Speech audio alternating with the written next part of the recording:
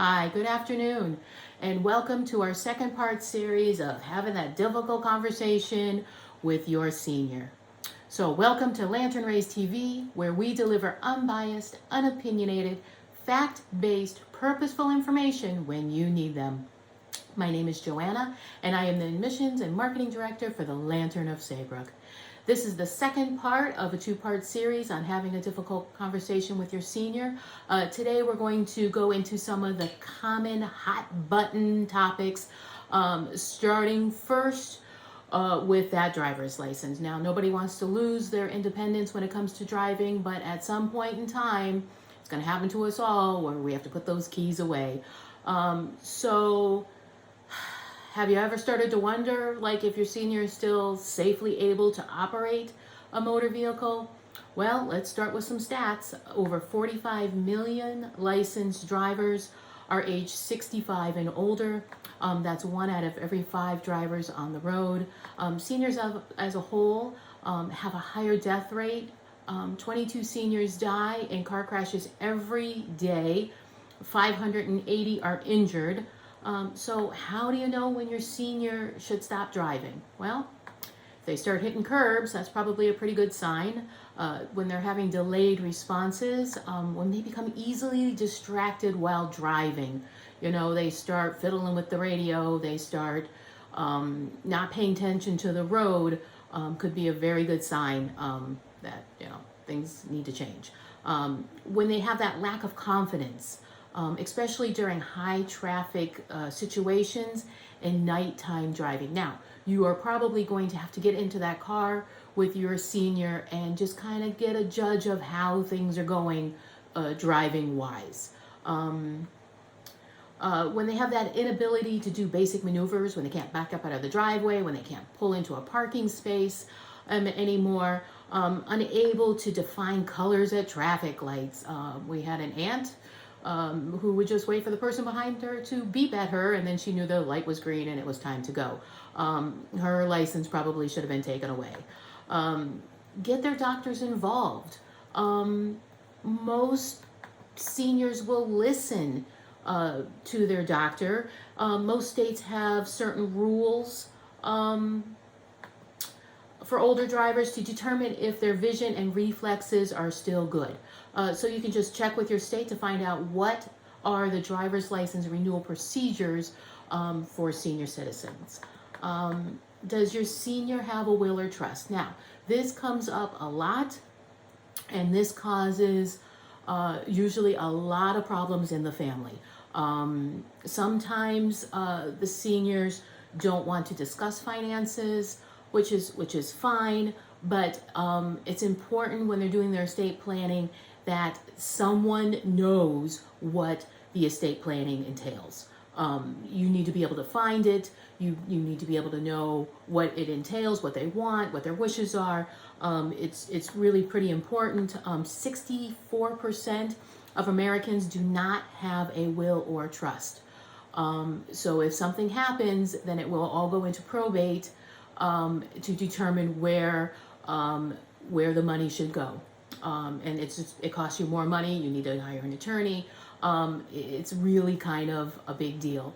So you want to maybe make sure that your senior has some sort of estate planning in place. And for those that are over the age of 55, only 51% have made estate plans. And of those, only 57% have discussed those plans. So they have the plans, but they have not discussed them with anyone, so everyone's left in the dark if something happens. Does your senior have a plan in place for long-term care? Most seniors don't like to think about the future, but it's important to know, again, this is a conversation over time. Don't pressure your senior to give you answers. An easy intro to this one is to bring up someone they may know who has entered into a long care term facility, asking your senior what they think. More times than not, that will get that conversation going. It's okay to go and tour a couple of places. Find out what they entail. Find out what the cost is, how it's paid for.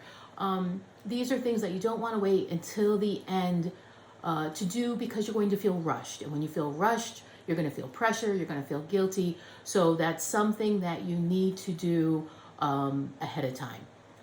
And when you have all that in place, then you know you're doing the right thing for your senior, and you're going to have that confidence to make those decisions for your loved one. When it's time to sell that house. Now, this is another huge one. Nobody wants to leave their house. Nobody wants to move. Nobody wants to sell their home. It's usually a big deal. It's usually a lot of work. Show as much patience and empathy as you can.